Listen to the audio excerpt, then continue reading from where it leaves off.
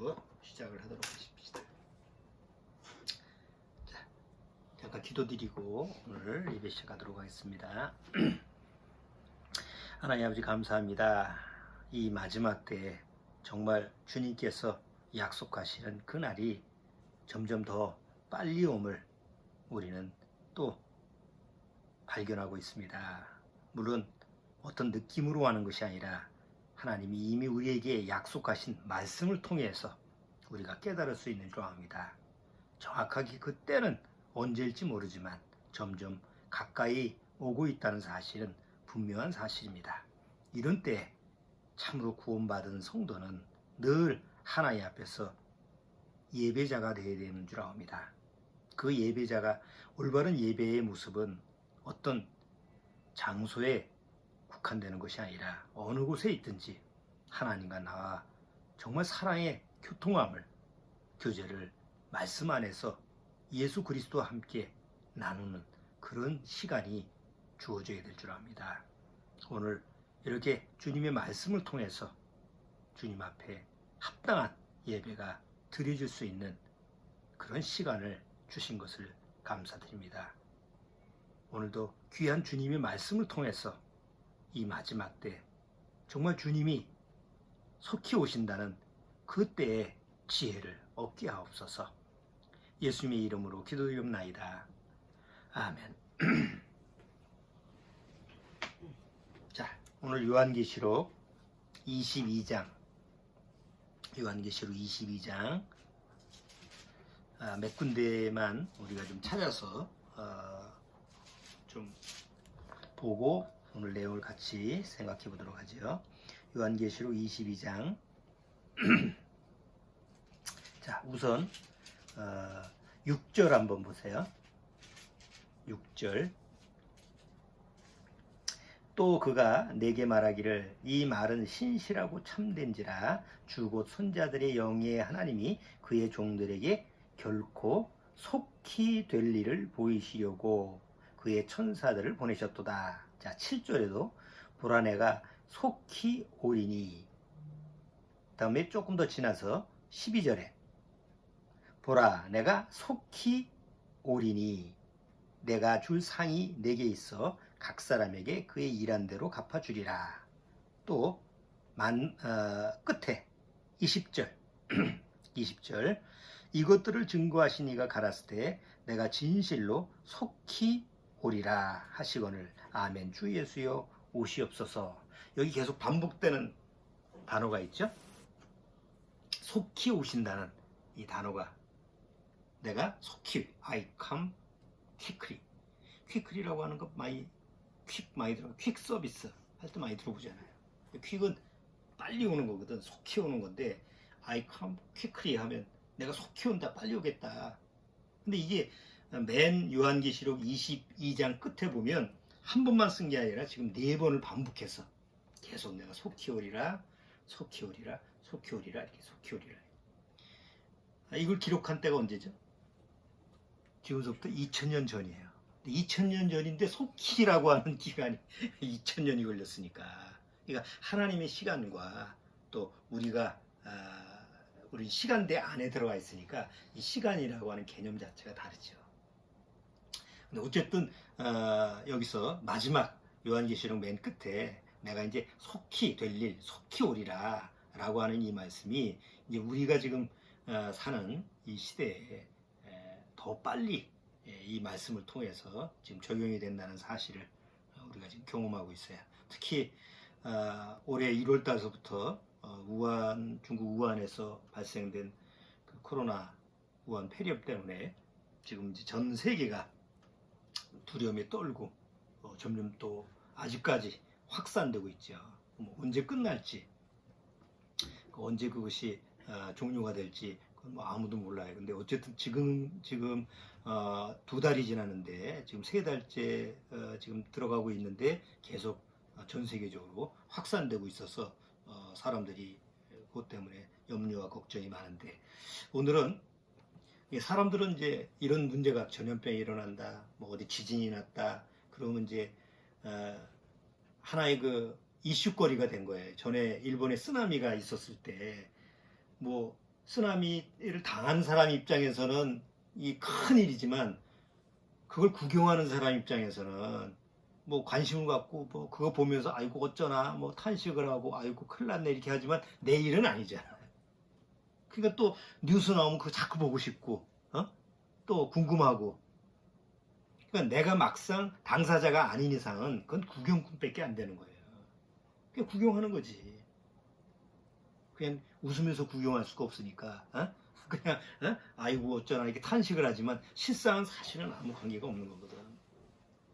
이번 신종 코로나도 마찬가지예요.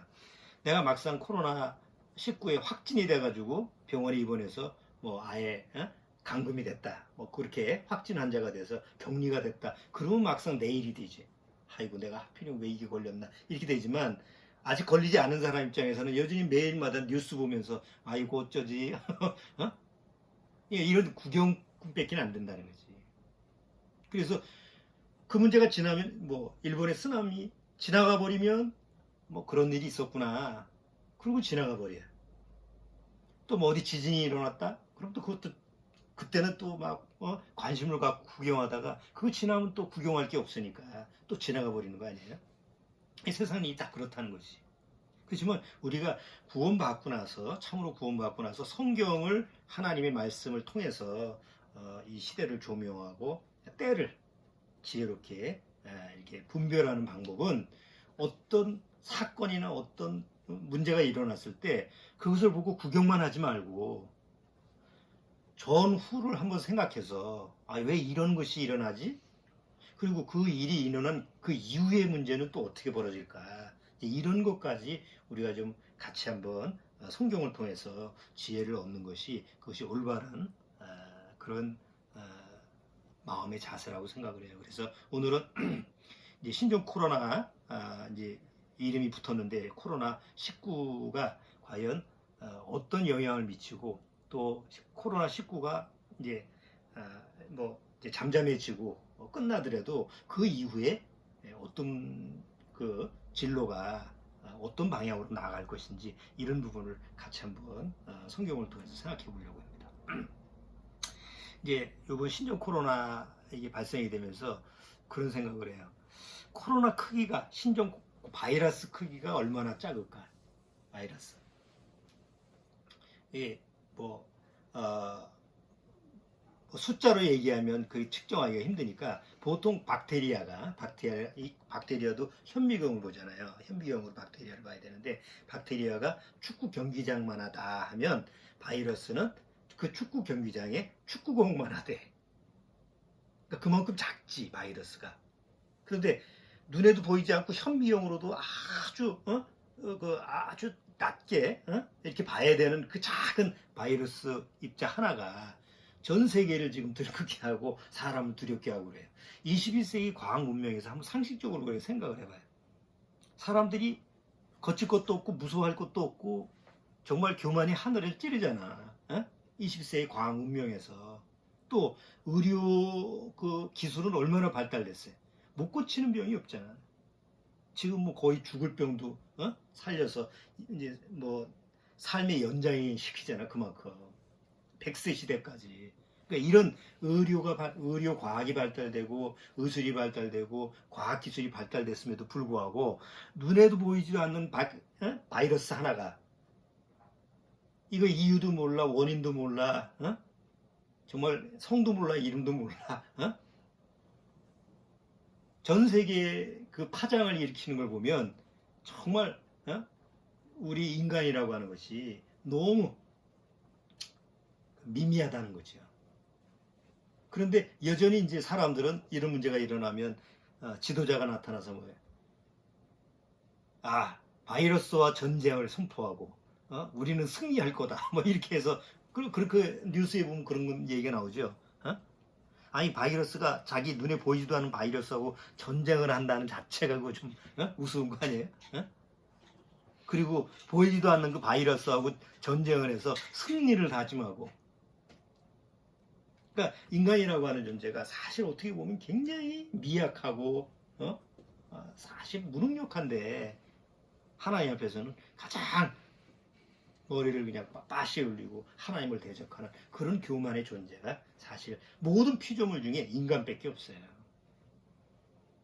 동물은 하나님에 대해서 대적하지 않아. 그러나 유독 인간들만, 바로 죄로 타락된 인간들만 창조주 하나님을 대적하는 거예요. 자, 그런데 이제 이런 신종 코로나가 올해 2020년 들어와서 하필이면 올해가 쥐띠아니에요. 그 전염병의 그 앞에 영명, 영어로 페스트런스 보면 페스트가 들어가. 페스트, 옛날 역병, 페스트서부터 시작해서 그 역병, 전염병이라고 하는 것이 단어가 형성된 것 같은데, 그 페스트라고 하는 게 이제 결국 쥐로서부터 전염이 되는 거 아니야? 예? 하필이면 쥐띠에, 그것도 흰지든 저 검은지든 어쨌든 쥐 아니야? 어? 쥐띠에 2020년 들어와서 또 바이러스가 전염병이 이제 번지게 됐어요. 하나님의, 보통 사람들이 이런 현상이 벌어지면 뭐 몇십 년 만에 한 번씩 전염병이 돈다, 뭐 이런 식으로 통계를 내고 이렇게 하는데, 하나님 앞에서는, 그러니까 성경에서는 우연이라는 법칙이 없죠. 사울왕이 우연히 적의 군사가 쏜 화살에 맞아가 죽죠. 거기서 우연이라는 단어가 나오는데 그것이 우연일까? 성경에 우연이라는 말은 없어요. 만약에 우연이라고 하는 것, 사실 우연이라고 하는 것은 우리가 그 전체적인 상황을 모르니까 그렇게 얘기하는 거지. 하나님은 다 계획이 있으시잖아. 그러니까 우리가 이 세상 모든 벌어지는 이 일에 대해서 창조주 하나님은 다 아시는 거예요. 계획이 있는 거예요. 그러니까 신종 코로나도 우연의 법칙에서 이루어지는 게 아니지. 우연히 이루어진 것이 아니지. 왜 하필이면 중국이라는 땅덩어리에 어떤 한 구석이 아니고 중심부, 우한이 중심부거든. 중국에 보면. 거기서 벌어졌을까? 또 그 우한이라고 하는 중국을 통해서 번져가지고 또 우리나라까지도 오게 되는데, 하필 또 우리는 또 왜 또 신천지가 또 그거 가지고 또 온 사방에다가 퍼뜨릴까? 또 왜 중동 지역에서는 또 이란을 중심으로 해서 그것이 전 유럽이나 이런 쪽으로 퍼뜨리게 될까?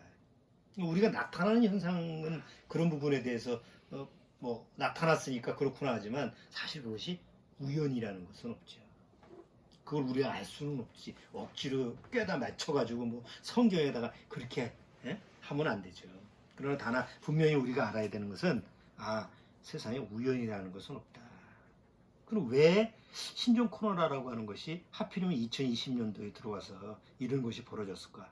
그리고 왜 그것은 사망률은 낮은데 전염력은 강할까? 치사율은 적잖아. 옛날 사스나 메르스보다는 치사율이 사람을 죽일 수 있는 그런 능력은 부족한데 적은데 전파력은 뭐 사스에 뭐 1000배씩 된다. 뭐 금방금방 전파가 되는. 자, 이제 그런 우연의 법칙이 아니라고 하는 것이 성경을 통해서 우리가 어떻게 한번 말씀을 통해서 적용을 시켜볼까? 한번 생각을 해본 거예요. 그래서 일단 신종 코로나 19가 올해 들어와서 어떤 결과를 초래했는지 우선 정치적인 면서부터 한번 정치적인 면. 보통 어떤 국가든지 이런 재난이 벌어지면 컨트롤 타워라고 하는 게 있죠. 재난에 대해서 그 재난을 책임지고 그거를 이렇게 해결해 나가는 컨트롤 타워가 있는데, 그게 어쨌든 한 국가가 형성이 되면 국가에 뭐 만약에 왕국이라고 한다면 왕이 그거를 해결을 해야 되고, 또 지금 민주국가라고 한다면 뭐 대통령이 해야 되고, 그러니까 이런 식으로 해서 그 권력을 가지고 있는 사람이 이걸 해야 돼요. 해결을 해야 돼요. 그러면 만약에 전염병이 돌았다. 그러면 우선 권력을 가지고 있는 지도자는 어떤 방법으로 해요? 방법이. 아니, 모든 방법을 동원해서라도 그 문제를 해결해야 돼. 왜냐? 그 전염병이라고 하는 것이 해결이 얼마나 빨리 하느냐에 따라서 지도자적인 정치적인 지도자 역량이 드러나거든. 뭐 지금 우한 폐렴 때문에 중국의 시진핑이 졸지에 뭐예요?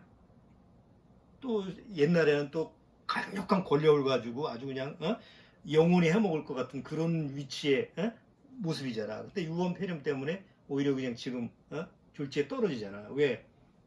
그걸 제대로 해결을 하지 못하면 이 신임을 얻지 못하는 거예요. 우리나라도 마찬가지예요.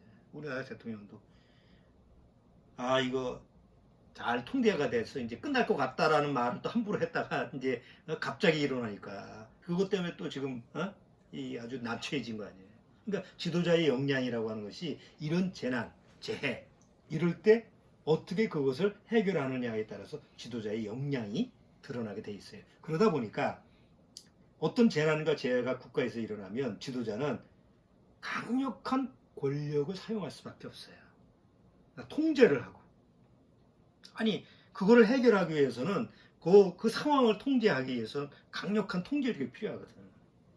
그러니까 시진핑 같은 그런 중국 같은 경우는 그게 가능하니까 우한 폐렴이 일어났다고 하니까 싶으니까 뭐예요? 아예 그 우한이라고 하는 것을 아주 봉쇄를 시켜버리잖아요. 우리나라는 봉쇄라는 말 단어 한번 잘못 썼다가 아주 그냥 지금 문매를 맞잖아요. 그러니까 공산주의니까 가능한 거예요.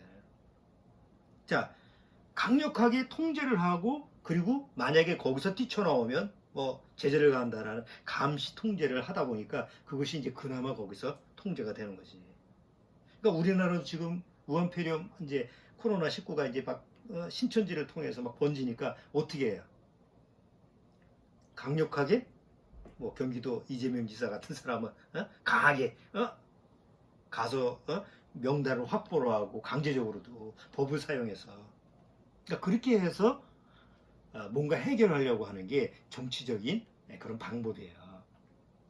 자, 그런데 사람들은 통제와 감시를 하면 보통 아무 일이 없을 때 만약에 국가에서 통제를 하고 너 여기 벗어나면 안 돼. 니네 집 여기 있어. 벗어나면 내가 끌고 갈 거야. 만약에 어떤 일도 벌어지지 않는 그런 자유로운 상태에서 그런 일이 벌어진다면 어떡하겠어요? 난리가 나지. 그런데 이런 전염병이나 자연재해나 지진이나 이럴 때 국가에서 자 공공의 유익을 위해서 공공의 이익을 위해서 통제를 하겠습니다. 감시를 하겠습니다. 이런 걸 기회로 삼아가지고 막 범죄가 일어나고 이러니까 우리가 강력하게 통제를 하겠습니다. 이러면 사람들이 어떻게 생각을 해요? 다 동의를 하는 거예요. 그래야 된다고.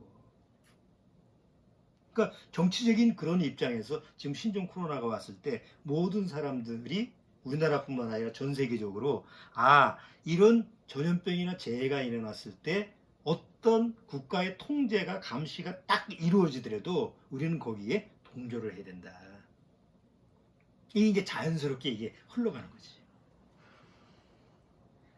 만약에 거기서 거부를 하거나 지금 요새 이제 신천지에서 검사를 받으라고 하는데 뻗팅겨 난 안 한다. 그래서 동조를 안 하면 어떻게 하겠다 그래. 법으로 제재를 하겠다. 그래서 국회에서 빨리 처리한 게 신종 코로나 3법이잖아요. 만약에 검사를 받거나 아니면 다른 사람한테 격리를 시켜놨는데 뛰쳐나와가지고 돌아다니거나 그러면 지금 어떻게 돼요? 지금 잡아가잖아. 구속되잖아. 그러니까 법으로 이렇게 통제를 해가지고 뭔가 그 질서를 유지하고 있는 질서를 좀 유지하려고 하는 그런 어떤 권력이나 이런 정치적인 어떤 통제 이런 부분이 가능하다라고 하는 것을 신종 코로나를 통해서 우리가 실제로 경험을 하는 거예요. 그럼 한번 생각해봐요. 중국이라는 나라는 지금 공산주의니까 통제를 하지만 만약에 이런 전염병이나 이런 부분이 일어났을 때 사람들이 동요를 하잖아요. 그러니까 그거를 계속 통제하기 위해서 뭐가 필요하느냐. 그래서 지문 인식이나 QR코드를 이제 사용하는 거예요. 그러니까 어디 공공 건물에 들어간다거나 아니면 대중교통, 지하철이나 항공이나 이런 걸 이용할 때는 일일이 이걸 다 감시할 수 없으니까 건강 체크를 해서 빨간색, 노란색, 파란색인가 이렇게 해서 빨간색이다. 요 사람들은 뭔가 좀 병력이 있어. 병력이 있으면 그러니까 그 사람의 개인 신상 정보를 다 저장을 해서 개인 병력이 있을 때는 이런 전염병이 있을 때는 아무데나 못 돌아다니게 통제를 하는데 바로 지문 인식이나 아니면 뭐 핸드폰의 QR코드를 개인 QR코드를 사용을 해서 그거를 확인시켜서 뭐 공공 건물에 들어가게 하거나 아니면 지하철을 타거나 기차를 타거나 이렇게 한다고 그래 지금. 그래야지 통제가 되니까. 이거 10억 인구가 넘는 걸 어떻게 통제를 하겠어요? 근데 중국만 그런 것이 이제 중국만 그런 것이 아니라 앞으로는 우리나라도 마찬가지라는 거지. 어떤 문제가 일어났을 때 아주 쉽게 통제를 하고 감시할 수 있는 방법을 국가에서 만들 수밖에 없는 거예요. 기술이 되니까. 옛날에는 뭐 하고 싶어도 안 되지만 지금은 다 기술이 되니까. 그런 걸 생각해 보면 성경을 통해서 우리가 뭘 짐작할 수 있느냐. 7년대 환란 때 적그리스도가 통치할 때의 방식을 우리가 미리 한번 알 수가 있다는 거죠. 과연 7년대 환란 때 적그리스도가 나타나서 온 세상 사람들을 어떻게 통제를 할까? 어떻게 감시를 할까? 지금은 간단한 거예요. 옛날 같으면 상상할 수 없는 일이지만 지금 우리나라에서도 곳곳마다 뭐가 달려있어요? CCTV가 다 달려있잖아. 그러니까 뭐가 사건이 일어났다 그러면 뭐서부터 CCTV서부터 해가지고 동선을 찾아서 지금 신천지 돌아다니는 동선도 다 뭐 카드 일기 쓰는 카드를 활용하면 거짓말을 못하잖아. 네가 어디 갔다 왔는지 다 아니까. 그러니까 카드 쓰지 말라고 그런다며. 그러니까 앞으로는 개인 인식 카드, 개인 정보 이런 부분을 이제 지금보다 더 정보라고 하는 것을 국가에서 딱 통제를 해가지고 이런 문제가 딱 일어났을 때는 다 감시하고 통제할 수 있는 이런 제도가 이제 더 이제 가속화되는 거죠. 그랬을 때 그러면 이런 상황이 벌어지면서 이제 신종 코로나가 딱 됐을 때 필요성을 사람들이 더 느끼니까 이게 끝나도 신종 코로나라고 하는 바이러스 이것이 잠잠해져도 다음에 또 이런 문제가 일어날 때 대비를 해야 되잖아. 그러면 정치적으로도 그 권력을 가지고 있는 사람들이 이걸 예비하려면 뭘 준비해야 되겠어요? 강력한 통제력과 감시할 수 있는 시스템을 도입할 수밖에 없는 거예요.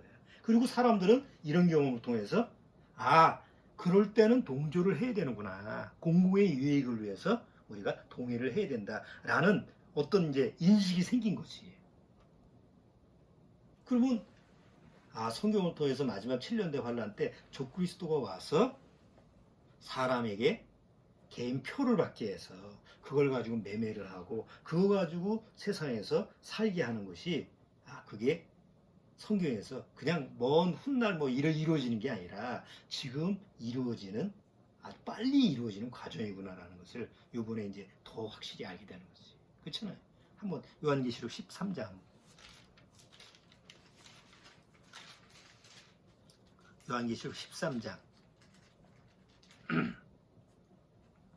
13장 16절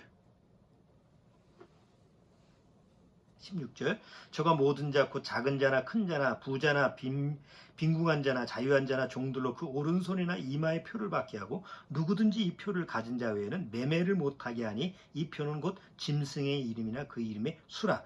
이 표를 가진 자 외에는 매매를 못하게 한다는 건 뭘 사고 팔고 우리가 일상생활하는 거잖아. 뭐 차를 타거나 버스를 타거나 비행기를 타거나 다 매매하잖아. 그게 다. 그거를 올스톱하는 거야. 그러니까 이런 때가 이제 지금이라는 거지. 자, 두 번째는 경제적인 면이에요. 그 바이러스 하나 때문에 모든 경제 시스템이 지금 마비가 됐어요.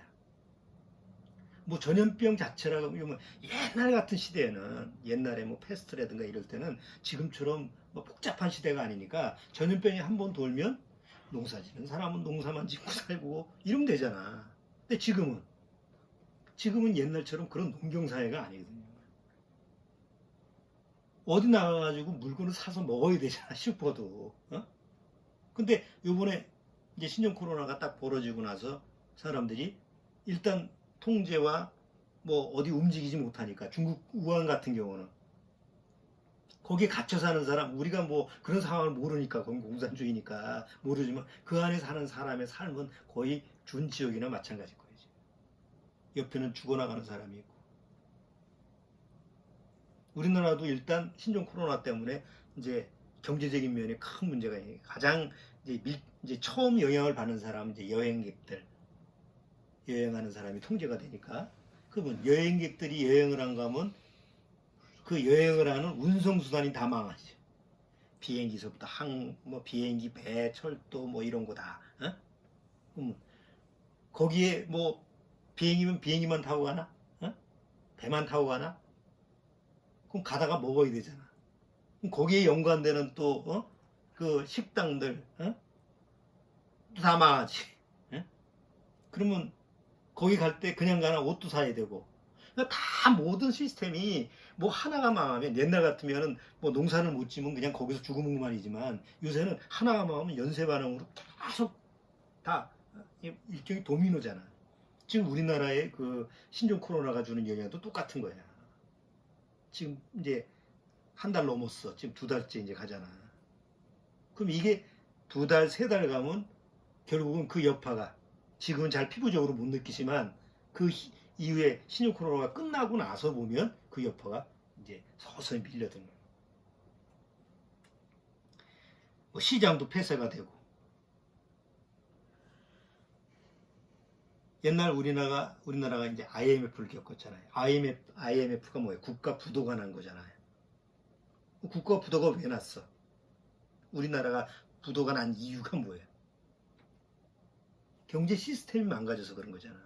그러면 이런 신종 코로나 때문에 세계 경제가 무너지면, 세계 경제가 부도가 나면, 한 국가가 부도가 나면 IMF라는 조직이 그것을 돕지만, 세계 경제가 부도가 나면 그걸 어떻게 해결할 거야?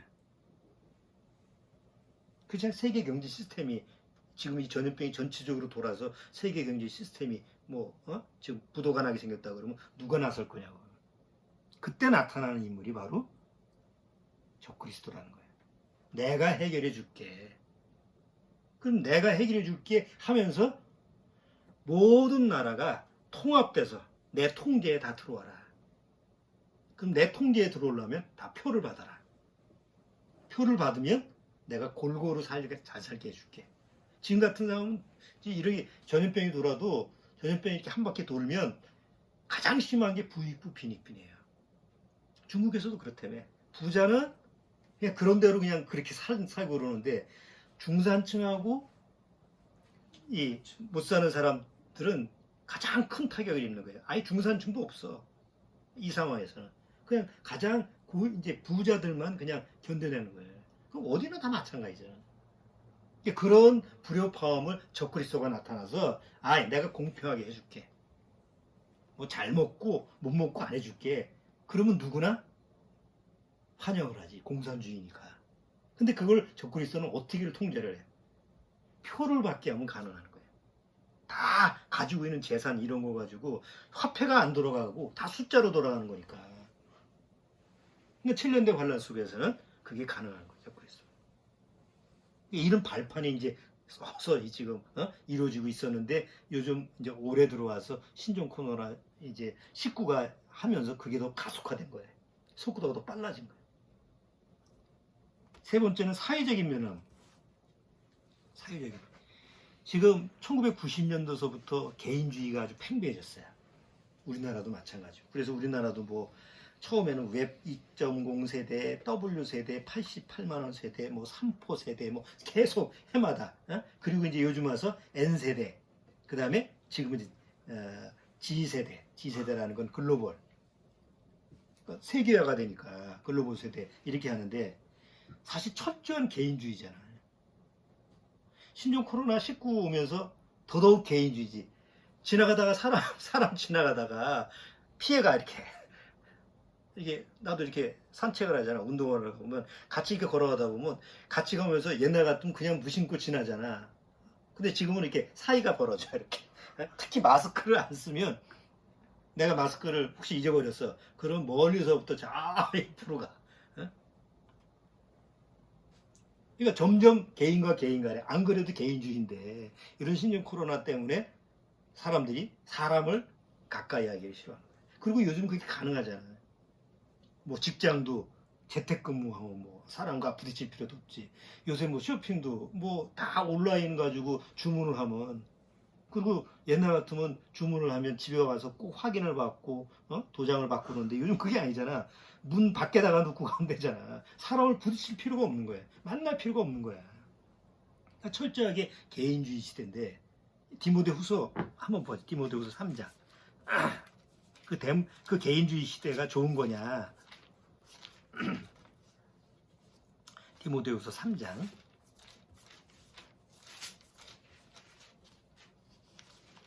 1절.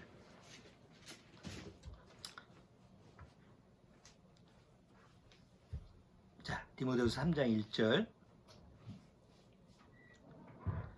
내가 이것을 알라. 말세에 고통하는 때가 이르리니 사람들은 자기를 사랑하며, 이 자기를 사랑한다는 게 뭐예요? 자기밖에 모르는 거예요. 개인주의. 자기를 사랑하며 돈을 사랑하며 자긍하며 교만하며 회방하며 부모를 거역하며 감사치 아니하며 거룩하지 아니하며 무정하며 원통함을 풀지 아니하며 참소하며 절제하지 못하며 사나우며 선한 것을 좋아하니하며 배반하여 팔며 조급하며 자고하며 쾌락을 사랑하기를 하나님 사랑하는 것보다 더하며 경건의 모양은 있으나 경건의 능력은 부인하는 자니. 여기서 여기서 내가 이것을 알라. 말세가 뭐, 말세가 마지막 때 아니야. 마지막 때 사람들은 고통을 받는데, 그 고통을 받는 첫 번째 이제 단계가 뭐냐면 개인주의예요.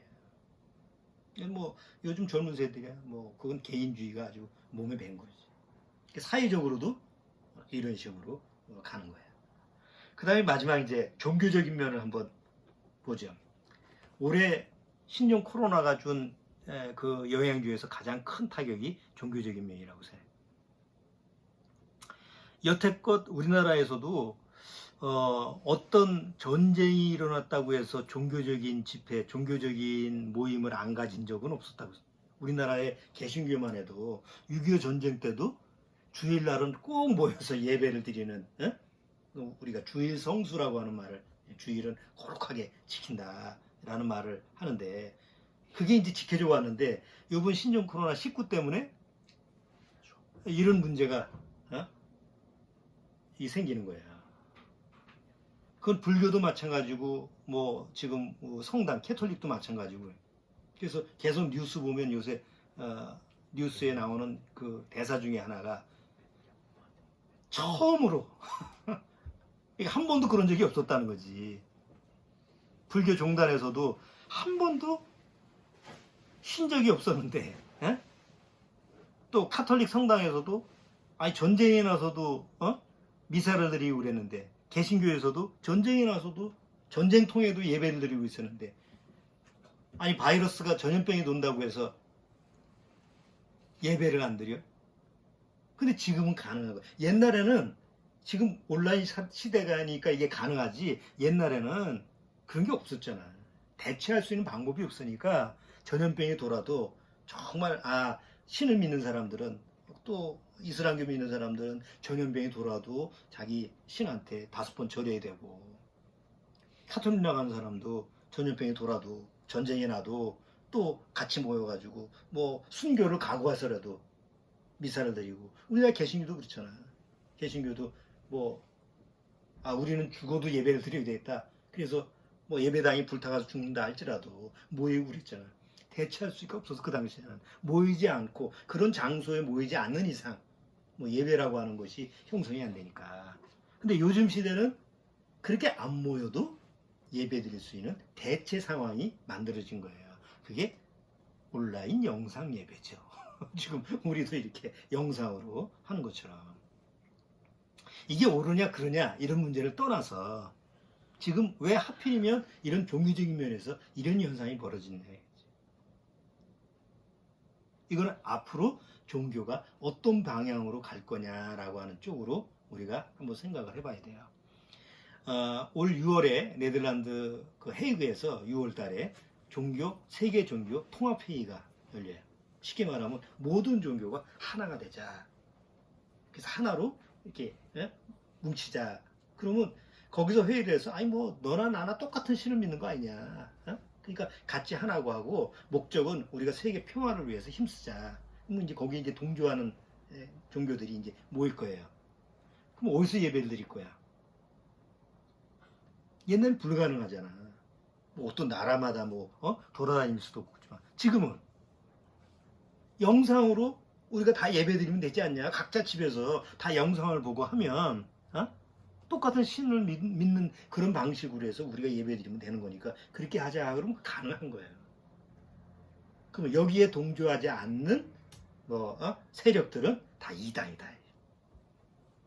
그리고 뭐 법적인 제재를 가한다. 그러면 지금은 이게 가능해진 거지. 이제 요번에 이제 신천지가 그 코로나 19를 전염시키는 그런 요인이 돼서 이제 신천지 쪽에서는 이제 핍박이다, 뭐 아주 그냥 우리를 못 살리고는 마녀 사냥이다 하고서 이제 난리가 나요. 그러니까 지금은 그 뭐 신천지에서 벌어진 사건이니까 뭐 세상 사람들도 다 왜 저런 식으로 모일까, 뭐 이제 이런 게 자꾸 이슈가 되잖아. 그런데 7년대 환란 속에서 그렇게 핍박을 받는 사람들이 과연 누굴까? 그때는 7년대 환란은 그때는 종교가 통합이 됐고 적그리스도가 종교를 사용을 해서 결국은 자기를 섬기게 하는 쪽으로 7년대 환란에서는 이끌어가거든. 3년 반 동안에는 그냥 하나의 종교된 입장에서 종교를 허용하지만 각자 종교를 허용하지만 후 3년 반에는 다 나한테 절하라. 내가 하나님이다. 이제 이렇게 나타나는 게 성경에 기록이 돼 있어요. 자, 그랬을 때 아니야. 저 우상은 하나님이 아니야. 라고 하는 사람들은 어떻게 될까? 지금 신천지처럼 세상 사람들한테 미움을 받는 거예요. 왜 저렇게 동조를 하네? 지금 우리가 신천지 바라볼 때 그래. 아니, 왜 국가의 정책에 저렇게, 이게 지금 전염병을 막겠다는 얘기인데, 왜 거기 동조를 안 하고 삐딱하게 나가지? 왜 거기에, 그 호응을 안 하지? 그러니까, 안 믿는 사람이든, 뭐 믿는 사람이든, 다 어떤 시각으로 보는 거예요? 다 부정적인 시각으로 보는 거잖아요.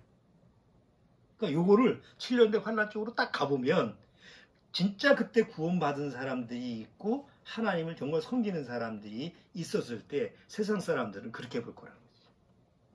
왜 적그리스도의 말에 동조를 안 하고 저기 지들끼리 모여서 그렇지? 그런 핍박을 하고 지금보다. 지금은 뭐 자유주의 국가니까 함부로 못하지만 그때 가서 7년대 환란에서는 가만 놔두질 않은 거예요. 옆에 집에서 우리하고 똑같은 예배를 안 드리는데요. 이상한데요, 거기는? 그럼 바로 고발이 들어가고 바로 뭐 잡아가고. 그래서 이제 7년대 환란 속에서는 순교자가 생기는 거예요. 지금 우리나라 대다수 큰 교회가 이제 오늘 이번 주 다음 주 이제 온라인 예배로 영상 예배로 드린다고 그렇게 했어요. 그런데 이제 대다수 작은 교회들 그게 다 동조하지는 않지. 우리나라의 기독교인들이 공통적으로 가지고 있는 뿌리 깊은 이제 믿음이라고 그럴까? 신앙 중에 그 교리 중에 하나가 뭐냐면 주일 성수요. 주일 성수가 뭐예요? 주일날 교회 나가서 예배를 하지 않으면 벌 받는다. 율법적인 그 개념이 들어왔어요. 안식일 지키라. 그러니까 우리는 안식일이 주일이니까 주일을 목숨처럼 여겨야 된다. 그러니까 아주 쉽게 말하면 이제 신심이 깊은 사람, 믿음이 좋은 사람, 아주 열심히 내는 사람 입장에서는 교회 빠지는 거 상상도 못하지. 뭐 날라리들이나 뭐 어디 아이고 오늘 뭐 어디 놀러 갈까? 뭐 오늘 뭐 좀 바쁜데 빠질까? 이렇게 생각을 하지. 보통 교회에서 아주 자기가 하나님에 대해서 절대적으로 나는 하나님 믿고 이런 신실한 사람은 그런 생각을 상상하지 못해요. 그 이런 사람들이 지금 이런 신종 코로나 때문에 주일날 영상 예배로 드린다고 했을 때 마음에 어떤 생각이 들 거예요? 이게 소화가 안 되지. 그러니까 우리나라의 기독교인들이 지금 막상 이런 현상이 와서 어쩔 수 없는 상황이지만 이 굉장히 받아들이기가 좀 어려운 상황인 거예요. 근데 처음이야, 그렇지. 이게 한번 경험이 되면 이래도 되겠네 라는 이제 문이 열린 거예요. 옛날에는 이게 아니잖아요. 이제 영상 예배도 그냥 뭐 어디 출장을 갔거나 어디 바빴거나 그럴 때는 영상 예배가 있으니까 나중에 보세요. 이렇게 하는 거지. 공식적으로 지금 예배를 이렇게 드립니다. 라고 한 적은 없거든. 어느 교회도. 근데 지금은 신종 코로나 전염병 때문에 우리가 모든 예배를 영상으로 드립니다. 라고 했을 때 이게 이제 예배가 대체가 된 거예요. 과연 그걸 사람들이 어떻게 소화를 할까? 그것도 이제 지금 개신교에서는 숙제거리지.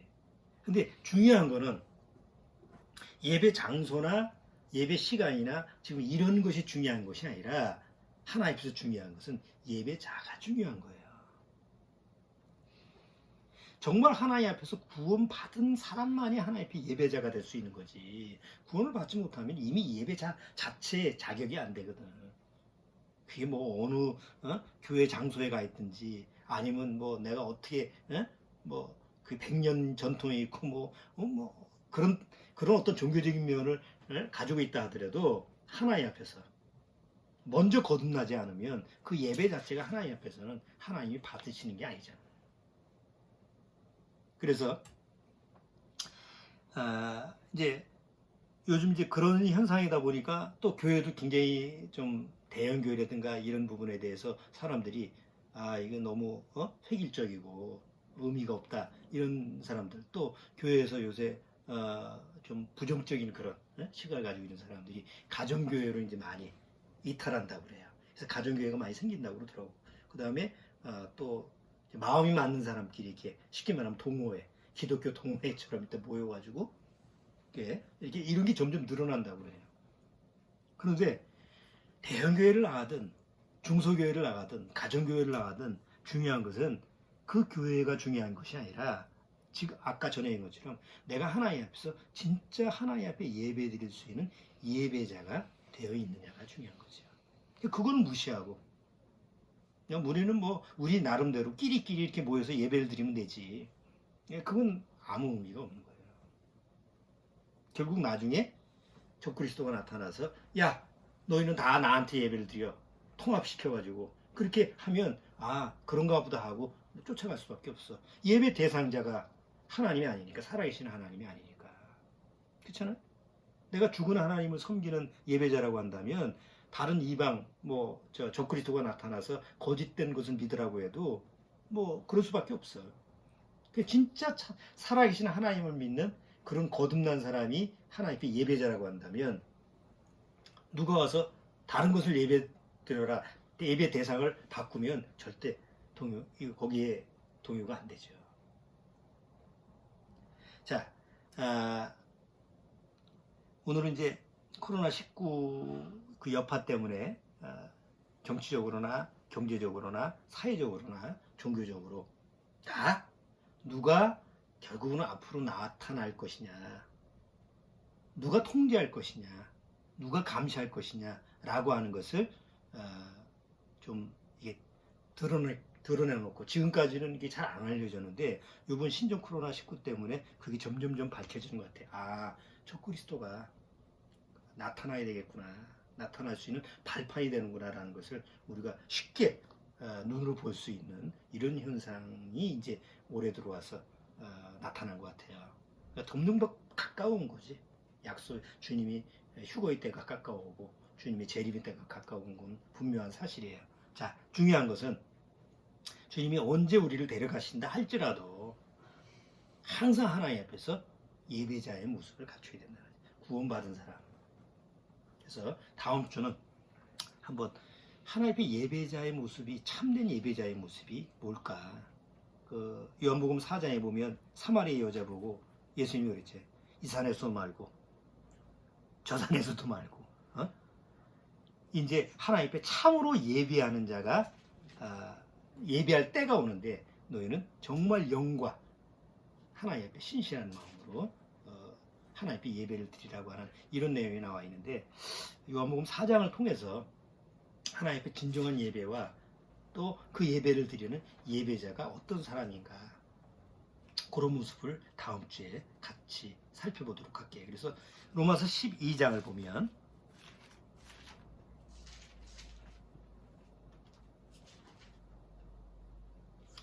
로마서 12장 1절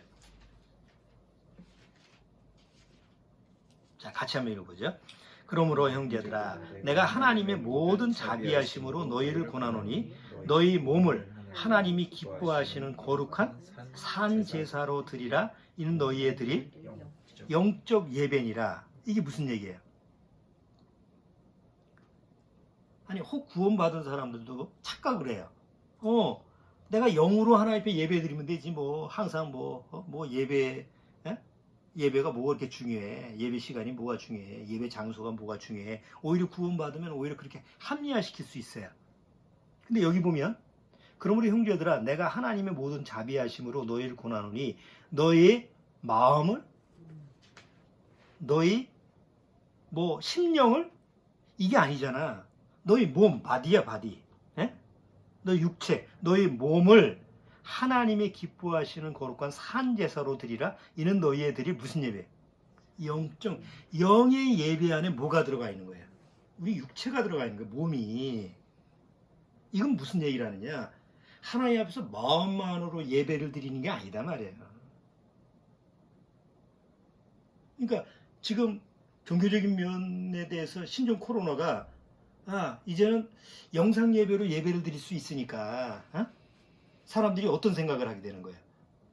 이제는 모임 장소, 예배 장소, 교회 굳이 이렇게 나갈 필요가 없구나.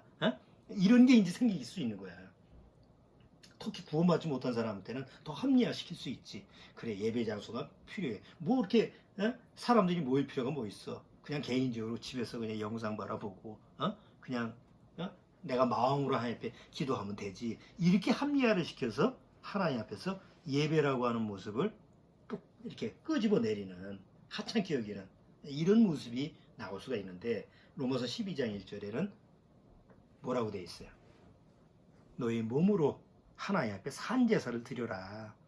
그것이 너희의 진짜 영의 예배다. 이건 뭘 얘기하는 거예요? 하나님, 항상 예배자의 모습은 그냥 마음만이 아니라는 거지. 몸도 같이 가야 되는 거예요. 그래서 가정 예배가 중요한 거예요. 같이 가족끼리 최소한 전염병이든 전쟁이든 뭐든 간에 예배를 드릴 수 있는 그런 가장 기초적인 단위가 뭐예요? 전쟁이 나면 이웃하고도 만날 수가 없어. 전염병이 놀면 지나가는 사람과 같이 마주칠 필요가 없잖아. 그런데 전염병이 돌든 전쟁이 나든 무슨 재해가 나든 어쨌든 하나가 될 수 있는 그런 장소는 어디야? 가정이고 구성우는 가족이야. 그러니까 언제든지 하나님 앞에 예배 드릴 수 있는 그런 가장 기초 단위가 가정이라는 거지. 그래서 가정 예배가 굉장히 중요한 거예요. 나는 개인적으로 하나님 앞에 예배만 드리면 돼. 그건 나 거짓말이에요. 그건 자기 합리화예요. 적어도 하나님 앞에서 진실한 거듭난 사람이라고 한다면 최소한 두세 사람이 내 이름으로 모인 곳에 나도 함께 있겠다고 그랬으니까 이 가정 예배가 세워져야 되고, 그 가정 예배를 통해서 내가 몸으로도 육으로도 정한 시간이 되면 하나님 앞에서 예배 드릴 수 있는 그런 모습이 돼야 되지. 또 만약에 주일날 일이 있다, 직장이 있다, 이런 예가 있다 하더라도 마음에서 흔들리지 않고 내가 있는 장소에서도 하나님 앞에 마음으로도 예배를 드릴 수 있는, 또 기도를 드릴 수 있는 이런 모습이 갖춰질 수 있는 거예요. 그래서 다음 주에는 또 요한복음 4장 내용을 통해서 하나님 앞에 예배라는 게 뭐고 참 예배자의 모습이라는 게 뭔가라는 것을 또 요한계시록하고 같이 연결시켜서 생각해 보겠습니다. 자, 오늘은 여기까지 하도록 하죠. 자, 잠깐 기도드리고 마칠게요. 하나님 아버지 감사합니다. 정말 우리가 구원받고 나서 하나님 앞에 진실된 예배자의 모습, 참으로 영과 진정으로 진실로 하나님 앞에 마음을 드릴 수 있는 그런 예배자가 된 것 정말 감사드립니다. 이 영상을 보고 있는 구원받은 우리 가정 식구들, 하나님과 나와의 관계 속에서 하나님이 기뻐하시는 그런 예배자의 예배의 모습을 잃지 않도록, 그것을 손상시키지 않도록 주님께서 말씀으로 지켜 보호하시고 인도하여 주옵소서. 마지막까지 인내할 수 있는 그런 예배자의 모습이 되도록 주님께서 이끌어 주옵소서.